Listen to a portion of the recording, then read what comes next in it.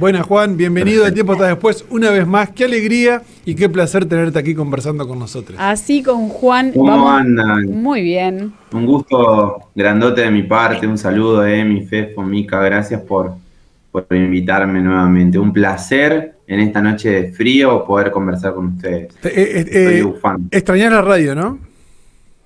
Extraño enormemente la radio, sí, es mágica. Che, Juanpi, ¿a vos te llegó algo? Porque Fefo está comiendo algo, ¿viste? A vos te mandaron un... Se ve desde acá, sí que está con una picadita, no sé, tienen... Ojalá. bueno, no se puede decir lo que Ya toma. quisiéramos Agua tener una mineral. picadita, por favor, quienes 9 de julio 379, quien quieran mandarnos, porque acá la picadita no llegó. Sí, cerveza. Y bueno, Juan, te contamos que estás estrenando un segmento de economía, que ahora es así fríamente economía, porque bueno, tenemos que pensar un nombre más abarcativo y divertido para entender un poco de qué se trata todo eso que la gente se suele quejar tanto, ¿no? Sí, tal cual.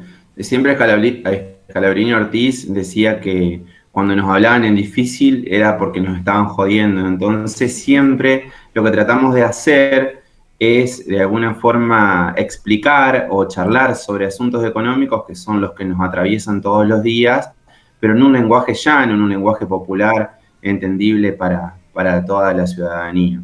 Bueno, un poco de eso queremos traer acá, por eso te invitamos. Y que bueno, empecemos a hablar de este último tiempo, ¿no? Estamos viviendo la crisis económica más grande de los últimos tiempos a nivel histórico y sin embargo acá pareciera que sobre todo hay grandes medios de comunicación que plantean que en el único país que se está viviendo una crisis es en Argentina. ¿Por qué, Juan? ¿Por qué se da esto de la comparación todo el tiempo con Europa principalmente? Sí, lo que pasa es que los grandes medios de comunicación forman parte de la clase dominante, son un apéndice de los grandes medios de comunicación y tienen intereses creados, ¿no? Siempre se descontextualiza cuando se analiza Argentina de lo que es el mundo y es imposible hacerlo en este tiempo. Estamos en una crisis superior a la que fue la del año 30, no es para menos, ¿no? Y como siempre dicen los heterodoxos, Argentina no solamente está atravesando una pandemia vinculada con el COVID, sino que veníamos de números catastróficos que fueron los de la pandemia amarilla, porque a veces parece que mucha gente no analiza esa situación que le tocó atravesar a la Argentina hasta diciembre de 2019, que dejó el país sumamente endeudado, 150.000 millones de dólares de deuda, que equivalen casi al 92% del Producto Bruto Interno,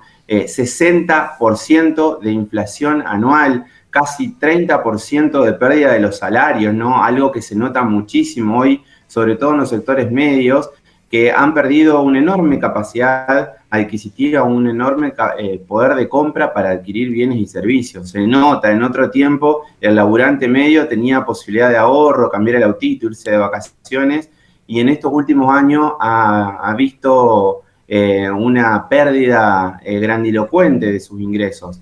Creo que ese es el gran desafío que tiene este proyecto político que gobierna la Argentina, que hasta ahora no ha podido, básicamente por el efecto de la pandemia y porque hay que tocar intereses económicos que son muy poderosos, que tienen un lobby detrás muy grande y como bien decía Micaela, detrás de los grandes medios hegemónicos existen intereses que tienen un vínculo directo con las grandes corporaciones económicas, tanto nacionales como internacionales.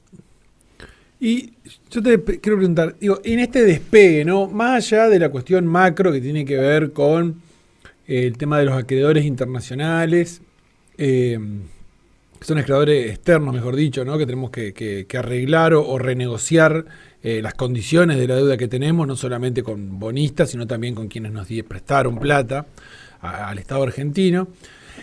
¿Cuál puede ser hoy en día para el pueblo en general el motor del desarrollo económico de lo que tenemos hoy?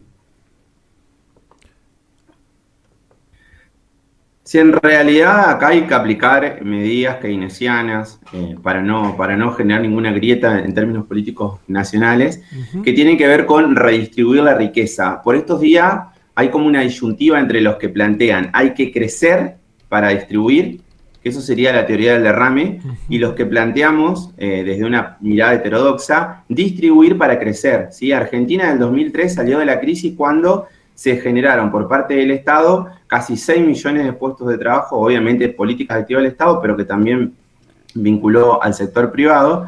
Pero aquí lo que necesitamos es una urgente redistribución de la riqueza y recomposición salarial, ¿no? Esos 20 y pico, 30 puntos que se perdió durante el gobierno de Macri ameritan una urgente recomposición del salario. La única manera que existe en economía de salir de las grandes crisis es ponerle recursos en los bolsillos a los sectores populares para que salgan y consumen, porque el pueblo no especula, porque el pueblo consume y eso es lo que genera la dinámica positiva y virtuosa que tiene la economía. ¿Y de dónde saca plata el Estado para poder poner eso o plata en el bolsillo de los consumidores, de la población? De la redistribución de la riqueza. El Estado tiene que replantearse los mecanismos de cómo se generan los recursos después, ¿no? Una de las cuestiones importantes, por ejemplo, no en términos cuantitativos, pero sí cualitativos, la realización del impuesto a las grandes fortunas, que son alrededor de 300.000 millones de pesos, no es mucho para lo que implica la Argentina, pero hay que hacer una profunda revisión de lo que es la carga impositiva que tiene el país y sobre todo generar mayor carga impositiva a los que más tienen. Y no es una cuestión que se está dando solamente en la Argentina, sino que tiene que ver con políticas que se están dando a nivel internacional, ¿no? Es impresionante cómo se ha concentrado la riqueza en el mundo y en la Argentina, que no está exenta de este sistema. De hecho, el más rico del mundo, que es el dueño de Amazon, Jeff Bezos, está pensando en irse a la luna de tantos recursos que tiene, ¿no? Mientras la mayor parte de la humanidad... Se viene la revolución arquitectónica a la luna.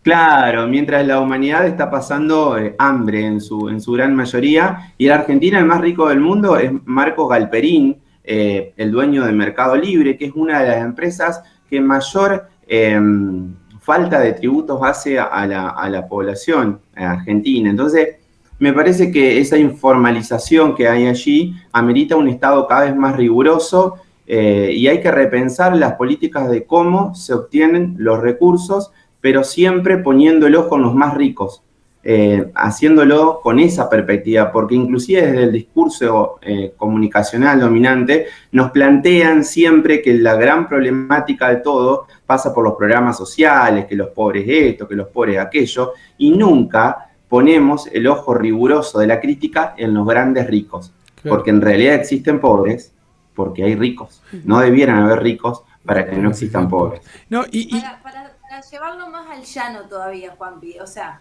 lo sí. que necesita el Estado tiene 100 pesos y para que pueda inyectar necesita tener 300, diríamos. ¿No es cierto? Y para tener 300, vos estás diciendo que una de las alternativas es cobrarle más impuestos a los que más tienen para después inyectar eso, ya sea laboralmente o con lo que sea, para que haya consumo y se arme la ronda, diríamos. ¿Es así? Y sí, fíjense que la Argentina en los últimos años, ese endeudamiento de 150.000 millones de dólares, no se vio en obras, no se vio en mayor cantidad de recursos para los trabajadores. De hecho, se fugaron casi 90.000 millones de dólares. Lo que hay que hacer es redistribuir la riqueza al laburante.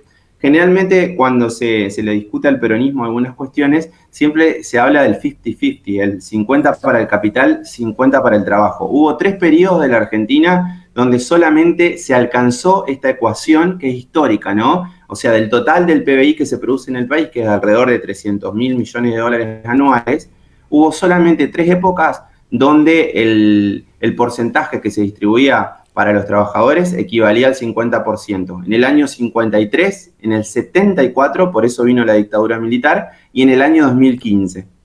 ¿Sí? Fíjense con qué rigurosidad después volvió un proyecto neoliberal a cambiar esa matriz de distribución. Sí, sobre todo pensando... Justamente el Estado tiene que implementar políticas para mejorarle los bolsillos a los asalariados. Eso es una lógica y una agenda prioritaria para este proyecto político. De lo contrario, seguramente en las urnas lo va a ver reflejado en tanto y en cuanto no se logran resultados positivos, ¿no? Sí, sobre todo pensando que el mismo FMI dijo que para salvar la pandemia mundial el monto era inferior al préstamo que había pedido el expresidente Mauricio Macri, así que bueno, es fuerte escuchar cuando lo ves en cifras, ¿no? Sí, el Fondo Monetario Internacional dijo que con 50.000 millones de dólares se podía salvar al mundo de esta situación de pandemia. Es lo mismo que le prestaron a Macri, que no solamente no salvó a la Argentina, sino que la terminó de enterrar. Y siempre decimos eso, pero cuando festejamos el 25 de mayo, 9 de julio, el día de la Revolución de Mayo, la independencia, es necesario que nos demos esta discusión. ¿Qué grado de independencia tenemos en la actualidad? Que tenemos que andar negociando y pidiendo ayuda a todo el mundo para poder cerrar un endeudamiento totalmente ilegal que se hizo, y los artífices de ese endeudamiento andan pululando por los medios de comunicación como si nada hubieran hecho, e inclusive dando recetas de cómo se gobierna la Argentina. La verdad que eso genera muchísima bronca en vastos sectores de nuestra población. Totalmente. Juan, yo te voy a preguntar con esto que decías hoy de que una necesidad principal es la redistribución de la riqueza, y te voy a traer al feminismo. Vos, como varón, como economista, ¿cómo ves esa redistribución hoy planteada en política feminista, cuando en muchos lugares del mundo y en Argentina también se está discutiendo un proporcional para gastos que solamente tenemos las mujeres, donde hay una diferencia salarial por lo general? Y entonces, ¿qué te parece que tiene que dejar de lado el varón para que las mujeres tengan aún una mejora salarial? Sí, el otro día, no sé si es un problema del varón, es un problema del sistema. Del sistema patriarcal principalmente, que bueno. Exactamente. Pero ustedes tienen que perder. Ajá. Sí, no sé si nosotros o en realidad el sistema tiene que ser más justo, pero obviamente la mujer siempre es la más golpeada. O sea, ser mujer y de sectores populares es un doble golpe que te da el sistema. Lamentablemente salió un informe esta semana que habla de eso, de que los trabajos, el 38% en Argentina del total de trabajadores formalizados están por debajo de la canasta básica que marca el índice de pobreza. Estamos hablando de 65.000 pesos, ¿sí? Pero las mujeres es casi el 70%. Claro. Fíjense, del 50% de las mujeres que trabajan de manera formal en la Argentina están por debajo de la canasta de pobreza. Es una locura y es un tema de agenda prioritaria también. Hace poco se hizo una investigación desde el Observatorio de la UNDAV de Políticas de Género en relación a la cuantificación de las tareas del cuidado, y se pudo determinar, utilizando serios algoritmos matemáticos, que las tareas del cuidado, si se reconocieran como tales en la economía nacional, serían el sector que mayor cantidad de recursos aporta al Producto Bruto Interno de la economía nacional. Me parece que es una de las agendas feministas más importantes a tratar y que amerita no solamente una mejor redistribución de la riqueza en las asalariadas, sino también en reconocer esas tareas que se hacen históricamente por parte de las mujeres en su amplia mayoría y que son totalmente desconocidas o totalmente dejadas de atender por parte de los diferentes gobiernos que han formado parte de nuestra historia. Qué bien. Juan Pablo Enríquez, muchas gracias por todos estos conceptos. Te vamos a tener que volver a invitar. No, en un par de miércoles te tenemos de vuelta. O sea, que pase o no pase nada llamativo en la cuestión económica, te tenemos que tener de vuelta, sí o sí. No hay problema, estamos a disposición. ¿Estás en Paraná o estás en Buenos Aires? Estoy en este momento en mi hogar de Sauce Montrul, cerquita de Paraná. Bien, me gusta que haga la diferencia. Digo, no estoy en Paraná. Por eso la bufanda. Qué grande, Juan. Bueno, muchas gracias, Juan. Juan, que es contador, egresado de la Universidad Nacional de la Provincia de Entre Ríos y docente del Instituto Nacional de Capacitación Política.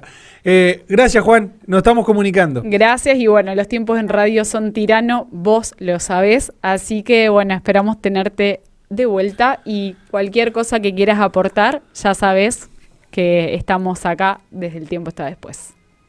No, una última cosita, felicitaciones por el programa que vienen haciendo, he visto la evolución que han tenido y además cómo le ponen pilas al tema de la difusión en redes, en YouTube ahora, así que la verdad, ojalá se sumen cada vez más suscriptores y más oyentes a este enorme esfuerzo que hacen semanalmente, sé lo que es hacer radio, así que les felicito y ojalá puedan seguir creciendo porque se lo merecen mucho. Me imagino que ya aportaste en Mercado de Pago con semejante... Estoy en eso.